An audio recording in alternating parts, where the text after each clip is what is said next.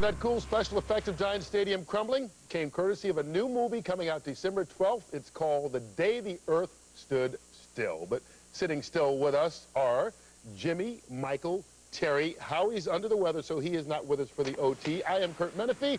Let's get it all started off with that great game between the Packers and the Titans. TV. All right, Green Bay going down to play the Titans, the only undefeated team in the National Football League at 7-0. Rodgers, 5-yard strike. Donald Driver, Green Bay up 10-6 over the Titans. But in the second quarter, Chris Johnson out of the eye, 3-yard touchdown run, 13-10. Tennessee, fourth quarter. Rob Baranis misses his 47-yard field goal as time expires. We're tied up at 16 all. Then in overtime with Tennessee taking the coin toss. They go down. Rob Baranis then nails his 40-yard field goal. Tennessee takes their record to 8-0. They beat Green Bay 19-16. Lions at the Bears. Detroit at Chicago. Floyd Redding. Redding takes Kyle Orton down. Orton has to leave the field with an injured ankle with the Bears up by 4, 10-6 over the Lions. Then later on, in the fourth quarter, his replacement, Rex Grossman, in from 1 yard out, 27-23 is your final. Bears take on the Lions. They beat them. Houston at Minnesota. Adrian Peterson over 100 yards rushing on the day. 1-yard touchdown run. Vikings up by 7. Farrat then intercepted by Jaquez Reeves. He takes it back. Jimmy, 44 yards for the touchdown. We're tied up now. Houston 7, Vikings 7. Then Gus Farrat to Bernard Varian. Nice adjustment on the ball. Takes it away. Then takes off 49 yards for the touchdown. 28-21. Vikings beat the Houston Texans. Jacksonville at Cincinnati. Bengals have yet to win a game. Ryan Fitzpatrick, 10-yard touchdown strike to Chad Johnson. It's Bengals 14-0 over the Jaguars. Then after Maurice Jones-Drew fumbled, Jags go for 2 touchdown ends. Goulart's pass incomplete. 21-19, Bengals get their first victory. Ravens at Cleveland. Blackwell, the rookie, to Derek Mason. 28-yard touchdown strike. We're tied up at 27 all. And then the fourth quarter, Derek Anderson intercepted by Terrell Suggs. Suggs returns it 42 yards for the touchdown. Ravens 34 for 37. Cleveland 27. Jets at Buffalo. Trent Edwards in the third quarter. The Bills quarterback intercepted by Abram Elam. Here we go, Jimmy. Here we go, Michael. Watch out. 92 yards interception return for the touchdown. Jets 26. Bills 17. Good game. Tampa Bay at Kansas City. Jeff Garcia. Santonio Bryant. 24-yard touchdown. 27-25. Chiefs on top of the Buccaneers. Garcia to Alex Smith. 2-point conversion. We're tied up at 27 all. And then in overtime, Matt Bryant nails his 34-yard field goal. Tampa Bay wins in overtime 30-27 over the Chiefs. Arizona at St. Louis. Mark Bulger looking right, throwing left, does not see Antrell Roll. Roll then returns the interception 40 yards for the touchdown. We're tied up, Rams and the Cardinals at 7 apiece early in the second quarter. Then Kurt Warner's pass goes through the hands of Jonathan Wade, picked up then by Jeremy Irvin. He takes off 56-yard touchdown. 34-13, Cardinals beat the Rams. Miami at Denver. Jay Cutler's pass back. Guns it. Intercepted by Will Allen. Question, Michael. Will Allen go all the way? He will. Thank you so much. Touchdown, 32 yards, 26-17. Miami beat Denver. Atlanta at Oakland. It is Matt Ryan. Probably going to be the rookie of the year. Guy's playing phenomenal. 27-yard touchdown pass to Michael Jenkins. 24-0. Atlanta beats the Raiders. Eagles at Seattle. It is Seneca Wallace. He's hooking up here with Horn Robinson. Robinson takes this reception. 90 yards for the score. This, my friends, is the longest touchdown in Seahawks history. Seahawks up early over the Eagles, 7-0. Then, second quarter, tackle eligible. Fake a little reverse, bootleg right. There's Todd Herron. Touchdown, 26-7. Eagles beat the Seahawks. And then in the feature game on Fox, Dallas at the Giants, Manning to Smith. 5-yard strike, 14-0 Giants. Then Brad Johnson early in the second quarter, intercepted by Corey Webster. 14-7 Giants on top of Dallas. Third quarter, in comes Brooks Bollinger. He replaces Johnson. He's intercepted by James Butler. You know these folks, Michael? I do. All right, it's 21-7. 2 plays later. The big guy, Brandon Jacobs, 12-yard touchdown run and a rout. Giants take care of the Cowboys 35-14. All right, we will get back to that game and break it down a little bit more in just a bit. And also, Here's some post-game reaction from the New York Football Giants with Pam Oliver there at Giant Stadium. But first, Jimmy, I'd like to get back to that Green Bay-Tennessee matchup. It was a very good ball game, but Tennessee hung in there, hung on to win it, and remain unbeaten. Tennessee did exactly what they did in the previous 7 ball games. They did not turn it over. You know, they played great defense, ran the ball 178 yards rushing. Kerry Collins managing the game and not making the mistakes, but great defense. That's what won the game. They've got to go on the road the next 2 games. They've got to go to Chicago and then to Jacksonville. I wonder how long they can continue to win these close games like that. In Green Bay, Aaron Rodgers had 2 mistakes during the game. He had the interception in the end zone. He had the fumble that set up a field goal. And this is a field goal game. I mean, 4 field goals by Tennessee today, you know, and that's what cost them the game. You just can't have those mistakes in a game that's tight like this on the road against a team that's used to winning a tight game. I love the way the Titans play offense. I mean, it's a formula that I had to play for 14 years. It's ball control. If you look at their balance, it's 50-50 run to pass, Jimmy. And the fact that Kerry Collins protects the football. Forget the touchdown passes. He just doesn't turn it over. Then he turns Johnson and Linda White loose, and they control the clock. They don't make mistakes. Great defense. It's fun to watch. And, Terry, they did this on a short week, too, playing on Monday night. Green Bay had 2 weeks to get ready for them, and so Green Bay played very, very well.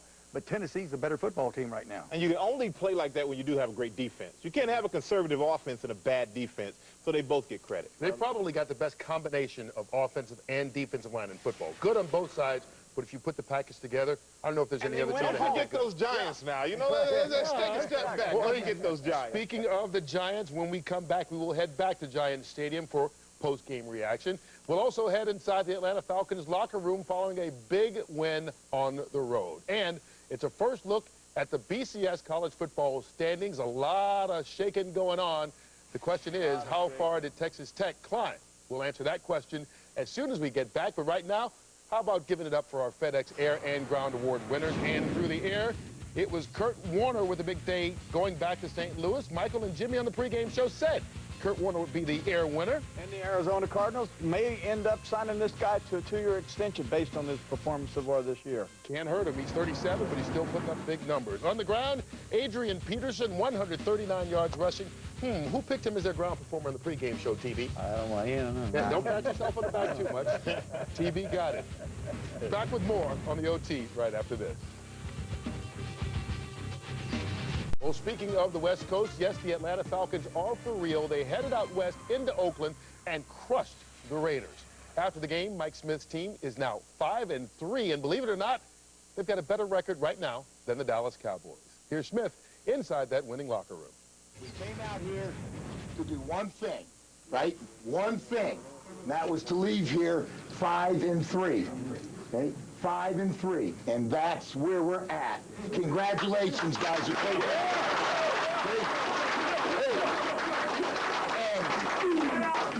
yeah, hey, I'm coming to that.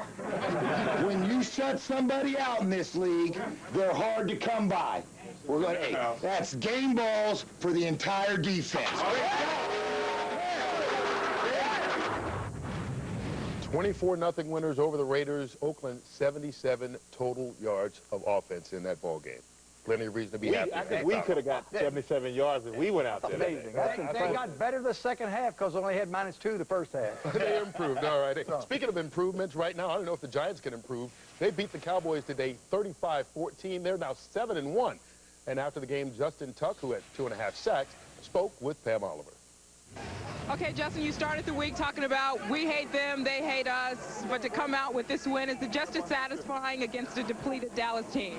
Depleted? Depleted. Come on, Pam. They got what? How many Pro Bowls they got over there? Oh, come on. Don't give me that old rah-rah stuff at this point. You know what? This is still a good football team, man. Obviously, we came out here and handled the business, and we was expected to win, and we handled our business. But, you know, you give Dallas credit. They came in here, and they still fought. You know, we was able to pull away here, but I think this game was a lot closer than the score indicates. And, you know, it's a good win. Obviously, in the division, it gives us some separation, and we just got to keep the team to build on it. Okay, appreciate your time. All right, thanks. Give me a hard time like that. Get out of here. Boom. All right, Michael, tell me what you liked about this Giant victory besides Justin Tuck's smile and Amani Toomer's shoes. Well, you know, Pam said depleted. The only person that's missing is Tony Romo. Yeah. So the only thing depleted in Dallas is their heart. Well, their secondary's banged up. You know, you know what? You have an off week. They have an off week next week. And when you have an off week, if you get hurt the week before, you have to stay in town to get treatment. The way they were tackling, the way they were not protecting the quarterback, they were playing as if they were trying not to have to stay in Dallas for the off week by not getting hurt. So, you're not going to do well. And where should they have gone? well, probably not where they should have gone, but where they should go now. It's probably they ought to all get together and maybe take a little trip down to Mexico, relax. You think Cabo? Cabo We know how that worked out last year. No. But that's 13-3. This is different. This is one time where I agree. You got to get away now. Jimmy, you would agree with me. And just free your mind up a little bit. The offensive line woes are driving me nuts. So worried that Sperano, who's now the head coach at Miami, his loss now is showing big in this offensive line for Dallas. And I go back to what I said on the pregame show. They have got to draft themselves a quarterback, not necessarily for the future, 3rd and 4th round. Do their job. They can come up with an excellent backup. Yeah, I think they overestimated what Brad Johnson could do as a backup quarterback. But you talk about going to Mexico. You know, there are a lot of things to correct with this football team because, you know, they struggled with Tony Romo in there. So it's not like Tony Romo is going to come back in and say, okay, our problems are solved. You know, that's not going to solve the problems of turning the ball over. That's not going to solve the problems of protecting the passer. They've got some things to work out during this bye week and getting ready for Washington. They've got a tough schedule coming up. I agree now. I see now why Romo is so good, so valuable. Right. Because there's no telling how many sacks he would have gotten last year without his ability to scramble. But you mentioned Tony Sperano. You know, I think the toughness that he demanded from that football team, I think they're really missing that toughness right now. But you're not only missing on offense. Defensively, they cannot stop anybody. That's not Romo. That's not Sperano. That's not anybody with an O at the end of their name. That's just flat out players not playing well, not having their responsibility. They're arguing at the end of touchdowns with these receivers. That means you're not doing what you're supposed to do. You don't know your responsibility. We watched it there the second half. They didn't want to tackle there at the second half. They didn't want to tackle. I'm wondering now. The bye week, I want to go to Cabo. But tell me this quickly. I can't. Quickly here, if you look, not only are the Cowboys in last place in the NFC East, if you look at the entire NFC, besides division winners, there are 4 teams in front of the Cowboys that are division winners. So they're the 5th team of 5 teams trying to get 2 playoff spots. Can they do it? The way they look, it looks right now, the NFC East not going to have 3 teams going to the playoffs.